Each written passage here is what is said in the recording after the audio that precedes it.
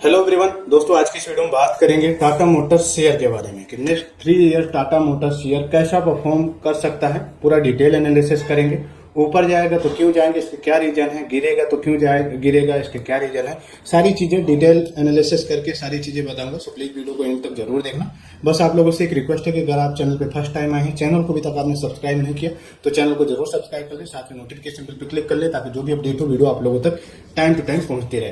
तो चलिए वीडियो को स्टार्ट करते हैं। तो दोस्तों मैं बात कर रहा हूँ टाटा मोटर पैसेंजर व्हीकल के शेयर के बारे में। 2025 में इसमें डिमर्जर हुआ था, जिसमें से टाटा मोटर पैसेंजर व्हीकल एक अलग कंपनी बन गई थी, टाटा मोटर कमर्शियल व्हीकल एक अलग कंपनी बन गई थी। फिलहाल मैं टाटा मोटर पैसेंजर व्हीकल के शेयर के बारे में बात कर रहा हूँ कि नेक्स्ट 3 ईयर्स इसका कैसा रहने वाला है। तो देखो अभी प्रेजेंट टाइम में टाटा मोटर पैसेंजर व्हीकल का जो शेयर है 332 के आसपास चला। 14 अगस्त का रेट, क्लोजिंग रेट 332.85 है, 332 रुपए में ट्रेड कर रहा है और अभी हाल फिलहाल में 330 से 335 के आसपास ट्रेड कर रहा है। अभी इसमें थोड़ी सी गिरावट आई है इस शेयर में। इसका रीजन क्या है? तो इसका रीजन यही है कि इसका जो हाल फिलहाल का जो क्वार्टर का रिजल्ट आया था वो इतना अच्छा नहीं आया। इनका नेट प्रॉफिट 80% गिर गया है और गिर करके 775 करोड़ पर आ गया है। रेवेन्यू हालांकि 9% बढ़ा है बट इनका नेट प्रॉफिट काफी ज्यादा गिरा है, इसीलिए इस शेयर में लगभग 6% की गिरावट आई है। हालांकि इंडिया में टाटा मोटर्स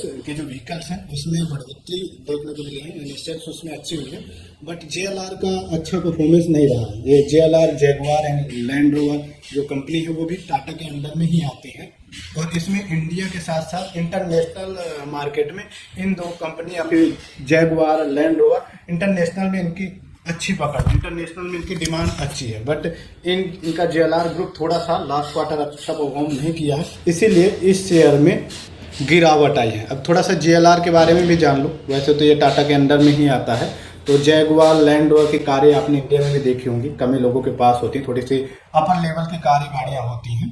तो इसका रीजन क्या है, गिरने का रीजन क्या है? तो फर्स्ट ऑफ ऑल इसमें चीन से इसकी डिमांड कम हुई है, ज़्यादा डिस्काउंट, इसमें लागत बहुत ज़्यादा होती है और इसमें चैन सप्लाई में काफ़ी ज़्यादा समस्याएं आई हैं। इंटरनेशनल चीज़ों पे अगर आपको रुचि रहती तो आपको पता होगा कि अभी अमेरिका, ईरान का क्या चल रहा है, आए दिन किसी न किसी को धमकी देते रहते हैं। चीन और इंडिया का भी बीच में इसमें थोड़ा सा तनातनी हो जाती है। तो इन सब चीज़ों के या फिर इंटरनेशनल युद्ध का या फिर एक दूसरे को धमकी देने पर जो भी ग्राउंड पे कंपनियां काम कर रही हैं उन पे काफ़ी ज़्यादा इफेक्ट आता है। और खासकर ये जो अभी युद्ध शुरू हुआ है उसमें तो पूरा दुनिया को प्रभावित किया है। जो समुद्र के रास्ते ट्रेड होता था उसमें भी काफ़ी ज़्यादा इफेक्ट आया है और जेएलआर का इंटरनेशनल में अच्छी पकड़ है और इन सब वजह से थोड़ा सा जेएलआर की डिमांड कम हुई है, परफॉर्मेंस इसीलिए गिरी है।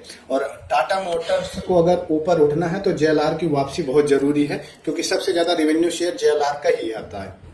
अब अगर टाटा मोटर्स का शेयर गिरता है तो किस वजह से गिर सकता है, तो वो भी जान लेते हैं। तो देखो, अगर जेएलआर की ऐसी ही वीकनेस रहती है, ऐसे ही ये गिरती है, हालांकि हमेशा ऐसा हुआ नहीं है, क्वार्टर 2 क्वार्टर के रिजल्ट अच्छे नहीं आते बट मेंटेन हो जाते हैं। बट अगर जेएलआर के ऐसे ही गिरते रहे, मार्केट डोमिनेंस इसका गिरता रहा, जो चाइना है वहाँ से भी इसकी जो बिक्री है वो गिरता रहा, मार्जिन में दबाव पड़ा और इसके जो रॉ मटेरियल है उसकी जो कॉस्ट है वो बढ़ी और कैश फ्लो इनका वीक हुआ, तो नो डाउट टाटा मोटर्स के शेयर में काफ़ी ज़्यादा दबाव पड़ेगा और ये जो शेयर है वो काफ़ी ज़्यादा गिरने की संभावना है। अब अगर ये शेयर ऊपर जाएगा तो क्यों जाएगा, इसके क्या रीजन होंगे वो भी जानना जरूरी है। प्लस माइनस दोनों पॉइंट पे बात कर रहा हूँ। तो अगर ये शेयर ऊपर जाएगा तो इसके क्या रीजन हो सकते हैं? तो फर्स्ट ऑफ ऑल जेएलआर की डिमांड अगर बढ़ती है, मार्जिन बढ़ता है, प्रॉफिट बढ़ता है, कैश फ्लो बढ़ता है, तो ये सारी चीज़ें बढ़ेंगी तो जाहिर सी बात है कि इन्वेस्टर्स इस पर ट्रस्ट करेंगे और इसमें इन्वेस्टर्स आएंगे और ये सारी चीज़ें हुई। और साथ ही साथ जो इंडिया में टाटा का डोमिनेंस बना हुआ है, चाहे वो ईवी का हो या फिर जो अभी कारें इसकी आ रही हैं, टाटा सियारा, पेट्रोल डीजल की जो अभी तक कारें चली आ रही हैं, अब तो धीरे धीरे ईवी में शिफ्ट हो रहा है, बट ईवी में भी टाटा का अच्छा खासा दबदबा है। और इसके साथ साथ इंडिया में भी टाटा का अगर डोमिनेंस बरकरार रहता है तो नो डाउट इस शेयर को ऊपर ले जाने से कोई नहीं रोक सकता। अब टाटा मोटर्स के पॉजिटिव साइन काफ़ी ज़्यादा हैं और ये शेयर ऊपर जा भी क्यों सकता है, इसके क्या रीजन है?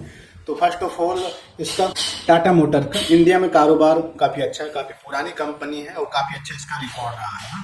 तो इसका जो इंडिया में कारोबार अच्छा जो चला आ रहा है और ऐसे चलता रहा, ईवी में भी जो इसके इलेक्ट्रिकल व्हीकल है उसकी भी डिमांड इंडिया में ऐसी बनी रहे और लगातार बढ़ती रहे, तो नो डाउट अच्छा पॉजिटिव ही साइन है। दूसरा ईवी अभी धीरे धीरे जो इंडिया का जो व्हीकल है वो धीरे धीरे ईवी में ही शिफ्ट हो रहे हैं। तो ईवी में भी टाटा लगातार ऐसे ही काम करता रहा, नए नए मॉडल्स निकालता रहा और ऐसे ही इनकी कारें आती रहीं। हालांकि टाटा का एक अच्छा जो प्लस पॉइंट देखने को मिला है कि जो भी अब जैसे टाटा नेक्सॉन है, कर्व है, हैरियर है, ये पेट्रोल डीजल के साथ साथ ईवी में भी सेम मॉडल को लॉन्च कर रहे हैं जो कि अच्छी चल रही हैं, ज़्यादा शिकायतें नहीं हैं। तो ये ऐसे ही इसका डोमिनेंस चलता आ रहा, लगातार बढ़ता चला आ रहा, तो जाहिर सी बात है कि शेयर ऊपर ही जाएगा। साथ में साथ टाइम टू टाइम नए नए मॉडल लॉन्च कर रहे हैं, नई नई टेक्नोलॉजी के साथ ये अपनी गाड़ियां लॉन्च कर रहे हैं, तो जाहिर सी बात है कि ये शेयर ऊपर ही जाएगा। और फ्यूचर जो इसका दिख रहा है वो ग्रीन में ही दिख रहा है और इसका जो पास्ट है वो काफ़ी अच्छा ही रहा है, इतना बुरे इसके रिकॉर्ड नहीं रहे हैं। अच्छी कंपनी है, इस पर इंडिया के लोग काफ़ी ज़्यादा ट्रस्ट करते हैं, इंडियन कंपनी है, तो इसका पुराना रिकॉर्ड इतना बेकार नहीं रहा, इतना ज़्यादा लॉस में कभी नहीं गई। हाँ, क्वार्टर 2 क्वार्टर में कई बार रिजल्ट्स अच्छे नहीं आते और कई बार जाहिर सी बात है कोई भी कंपनी है वो हर क्वार्टर में अच्छा परफॉर्म नहीं कर सकती, 1-2 क्वार्टर उसके खराब हो जाते हैं, बट लॉन्ग टाइम में जो अच्छा सर्वाइव कर पा रहा है या चल रहा है उसको में देखा जाता है। तो लॉन्ग टाइम के हिसाब से टाटा मोटर्स अच्छा चला आ रहा है और लगातार अभी भी अच्छा ही चल रहा है। 2-3 क्वार्टर इसके रिजल्ट अच्छे नहीं हैं जिसकी वजह से थोड़ा सा इसमें गिरावट देखने को मिली है। अब कंपनी का जो JLR से एक्सपेक्टेशन है नेक्स्ट 2 ईयर में कॉस्ट सेविंग की 1.7 मिलियन की है। अगर ये इसमें अचीव कर लेते हैं तो नो डाउट टाटा शेयर को ऊपर भागने से कोई नहीं रोक सकता। सारी चीज़ें अच्छी रहती हैं, पॉजिटिव रहती हैं, वो चाहे JLR का मार्जिन हो या फिर इंडिया का ईवी सेल्स हो, कैश फ्लो पॉजिटिव रहा और नेक्स्ट मॉडल अच्छे लॉन्च होते हैं। टाटा सियारा जैसे लगातार इनके मॉडल्स आते रहते हैं और अच्छा खासा चलते हैं, तो बुल केस में आराम से टाटा मोटर्स का शेयर 800 प्लस चला जाएगा नेक्स्ट 3 ईयर्स में। ठीक है, 1-2 महीने की बात नहीं कर रहा हूँ, नेक्स्ट 3 ईयर्स की बात कर रहा हूँ कि नेक्स्ट 3 ईयर्स में 650 से 800 प्लस आराम से बुल केस में ये शेयर जा सकता है।